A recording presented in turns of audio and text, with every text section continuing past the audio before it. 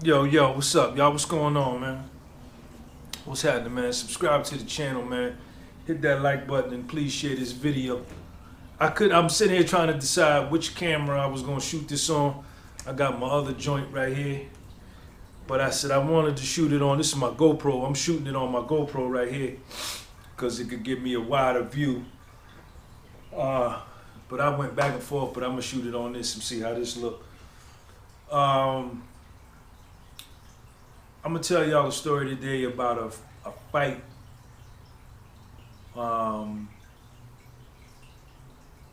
that I saw unfold over a course of a few days when I was in federal prison in the TV room. I was in FCI Morgantown from October 2014 to January 2016. And Morgantown, FCI Morgantown is a low. It's a minimum security low. So it's not a maximum security or medium to high level security prisons where you see a lot of stabbings and killings and shit like that. But you know, you do see some fist fights. There were quite a few fights in Morgantown when I was there, and this one I'm gonna tell you about today, I saw go down. It was over a seat in the TV room, right? And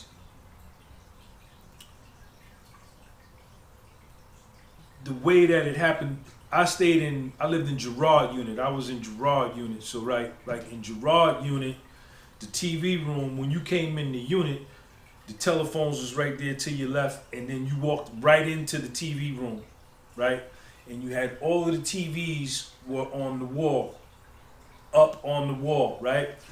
And you had about, let me see, the white boys had a TV right there. As soon as you walked in, they had their bleachers right there, and they kept their TV on Fox News and NASCAR.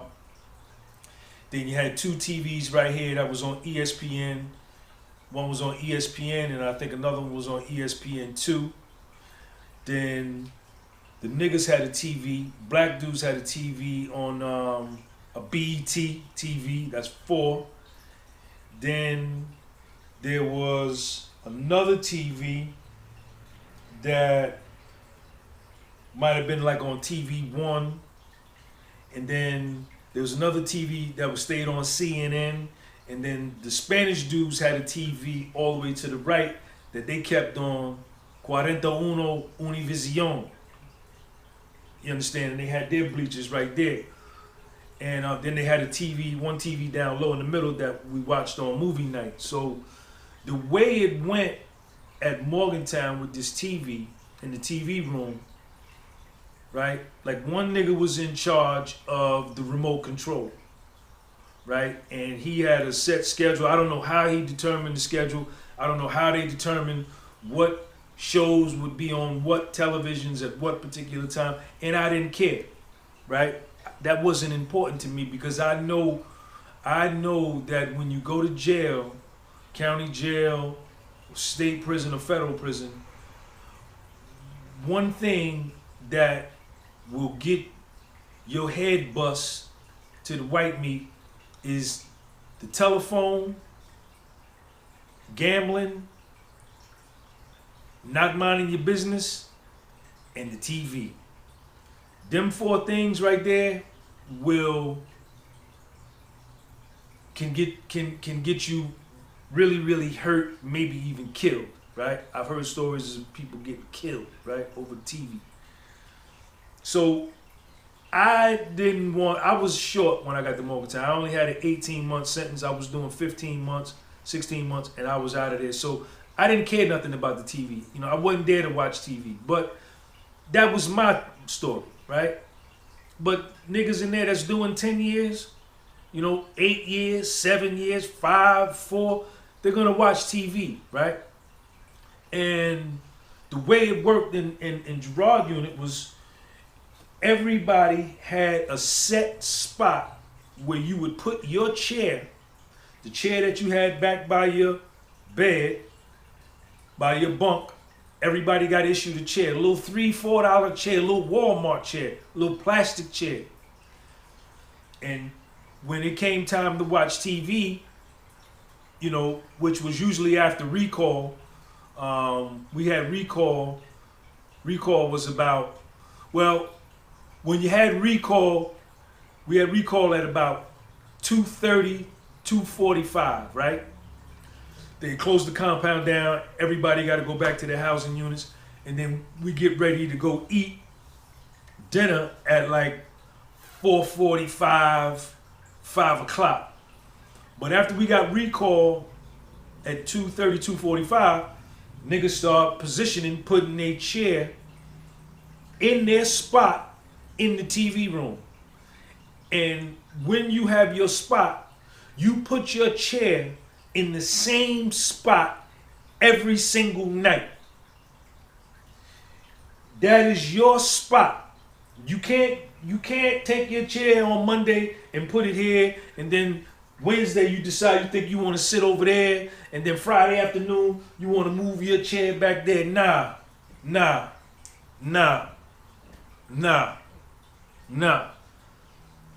Your spot, you sit in the same spot every night in the TV room. And once we had recall like 2, 3 o'clock, 2:30, 2:45, you know, niggas would start putting their chair out, getting ready to watch 5 o'clock news or whatever the case may be, 6 o'clock. And then we would go to mainline at 5 o'clock, 5:15. And Gerard unit, we always went first because our unit was the cleanest. Whoever's unit was the cleanest on the compound got to eat first, got to go to the mainline first. So once we would go eat and come back from mainline, then the TV room fills up because it's the end of the day. People want to watch their 7 o'clock show or the 8 o'clock, the game, Monday Night Football, or whatever the show, whatever show. And you know, when you put your chair out, you put your MP3 player, because you had to listen. You had 7 TVs on the wall, but the volume wasn't up. The volume was turned off for all the TVs, but you had an MP3 player where you put your earphones in, and then you would program your little radio to see which TV you wanted to watch. You could watch TV 1, TV 2. Like it was 8 TVs, you could say on your shit, on your own joint, TV 7. And the sound will come up. You be sitting here, but you could be watching that TV over there. And then when that went to commercial and you saw something on TV 2, you could pop up TV 2, and then you be watching that one.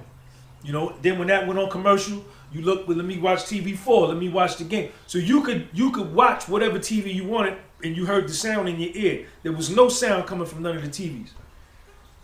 So everybody had the same spot every night. So these 2 dudes from New York sat in the back, right? Because the further back you sat in the TV room, the more expansive you can see, and you didn't have to cock your neck up like this and be looking like this. If you sat in the front, you had to look at TV like this, you know, with your neck back. But if you sat back there in the back, you could chill back here, and you could be like, you ain't had to do your neck. You could just be like, bang. But, you know, you could watch TV regular. And if you sat all the way in the back, there was a bleachers back there, right? And the niggas used to sit behind the bleachers, and they would bring out their water or their soda, right? Their Stromboli. You could put your Stromboli there. You could put your nachos there. You could put your food back there, your snacks, what you was going to eat, in front of you, and you had your chair, and then you could kick your feet up on the bleacher from back in the back. This was prime real estate, right? This was prime real estate back there. And of course, the dudes that have been there longer got the best seats because they've been there longer. Because when niggas go home, they be like, yo, you can have my seat. You know what I'm saying? Or when they see a nigga finna, yo, you going home next month? Yeah, yo, let me get your seat in the TV room. All right, bet. Or, you know, yo, let me, You know, $20, you can have my seat or whatever the case may be. So these two niggas from New York were sitting back in the back. They had the prime real estate with the bleacher where they could put their stuff. Whereas if you sat in the TV room up front, you may be sitting here, then another dude may be sitting right next to you, then another dude may be sitting right, and one sitting right back, and you had to put your food and your drinks in front of you. It wasn't as luxurious as the seats in the back. So this is how it all started. So the two niggas from New York was sitting back in the back. I didn't have no seat in the TV room. I didn't want no seat in the TV room. I used to stand back in the back against the wall. I'd go back here. I'd be back up against the wall, and I would just be sitting chilling. And sometimes I didn't even have no radio. Like if my nigga Black from East St. Louis used to let me use his radio, but my nigga C from Detroit, he had an extra radio, and when I first hit the compound, he gave it to me. He said, yo, what he used to call me? Sean the Don. Sean, he's from Detroit, Sean the Don. They used to call me Sean. Their accent was Sean. He's Sean the Don, man. You can have his radio. So he let me get a radio for the whole time I was there, right, to watch TV. But I wasn't really into the TV, right? That wasn't why I was there. I was in a lot of trouble. I had destroyed my life, and I had lost $1 million, 1.2. I had lost custody of my son. I was 45 years old, and I was sitting in federal prison, and I was devastated. So television was the last thing on my mind, you know, and I knew I was short. You know, I didn't have a long sentence. You know, it was dudes that had 10-year sentences, 15, 20-year, 30-year, you know. So with that length of time, you got to adjust and make it work, you understand? So I wasn't really too big on the TV, so I just stand to the back and watch. So I'm sorry for digressing. So one of the niggas from New York was going home. And he told a nigga from Atlanta that he can have his seat when he left. Right? So the nigga from Atlanta was like, all right, bet.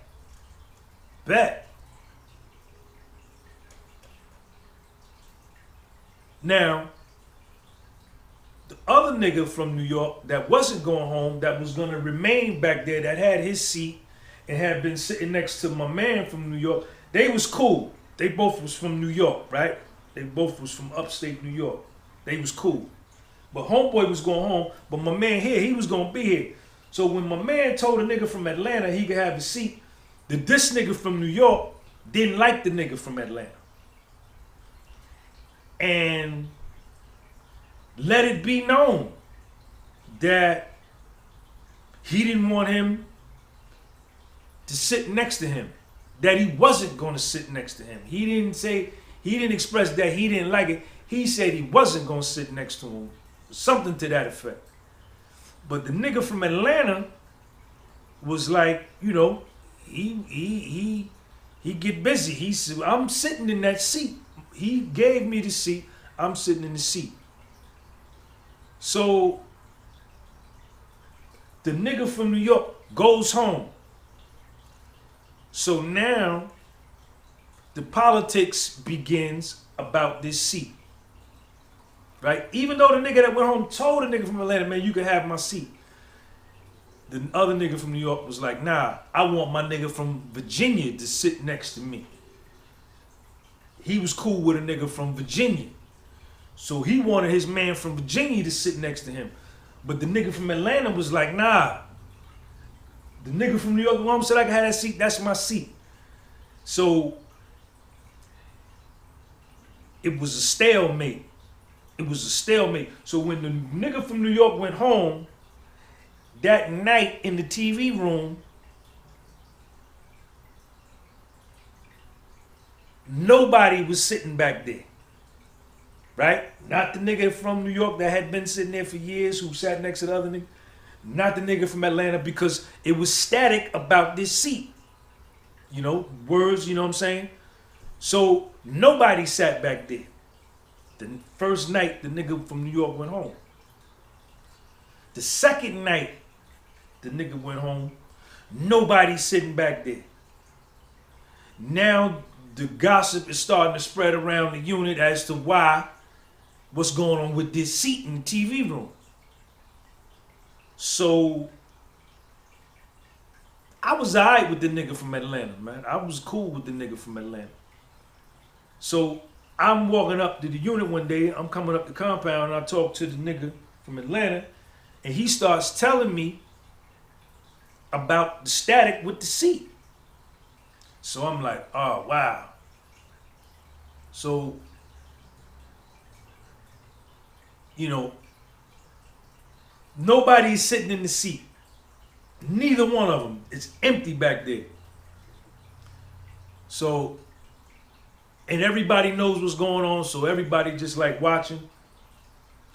So, eventually, I guess it came to a head, right? And I was back in B-Wing. After about the third day or fourth day, you know, it couldn't be worked out. I'm back in the B-Wing, and the next thing I hear is, you know how you hear when you watch the NBA basketball games in the first quarter, the first time up and down the court, them new sneakers, how the new sneakers be on the court. I hear that. Now everybody hear that, and I'm back in B-Wing, but I can look into the TV room. I can hear what's going on, but I can't see because all I can look down is a hallway. So everybody start looking, people start standing up, backing up. These niggas is getting into it about this seat. So they did what they had to do, you know, and they broke it up, and that was the end of it. And that after they had the fight, nobody sat in the seat again that night. But the next day, both of the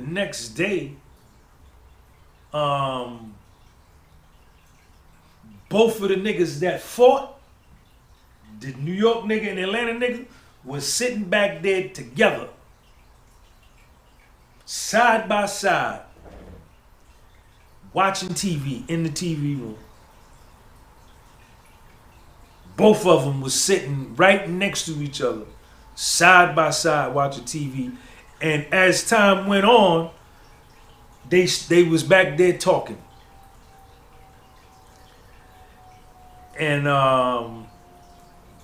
you know, it was an interesting situation. But that's what can happen, man. That's how serious that TV is, man, in prison. That's how serious it is. And, you know, a lot of y'all may look at it and be like, you know, and I looked at some now, you know, these niggas is fighting over a $3.99 Walmart chair. But it's way deeper than that, you know. And it comes into, you know, standing up for yourself, you know, not backing down, standing on your square, and, you know, just asserting yourself, right? And demonstrating that you will assert yourself and you will defend your position. And that's how that went, man. That's how that went. That's how that went. They fought in the TV room. Yep. I remember that. But anyway, man, that's it. Let me get in here. I'm finna make me a little show on something to eat. And make sure y'all share this video, subscribe to the channel, and follow me on my Instagram, @Sean G. Peace.